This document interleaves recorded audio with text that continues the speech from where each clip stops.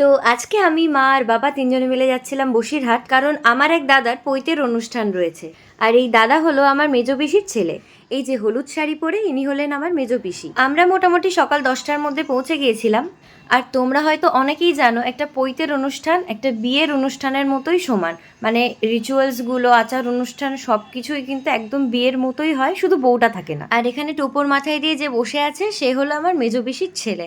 আজ ওরই পৈতের অনুষ্ঠান। আর তারপর এখানে সবাই জল সইতে এসেছিল ওর গায়ে হলুদের জন্য। আর তারপর যা যা রিচুয়ালস থাকে সেই সমস্ত কিছু এখানে করা হচ্ছিল। তো তোমরা এখন দেখতে পাচ্ছ যে দাদা হেঁটে হেঁটে বাইরের দিকে বেরিয়ে যাচ্ছে, আর পিসুমণি ওকে কিন্তু এখন আটকে দেবে।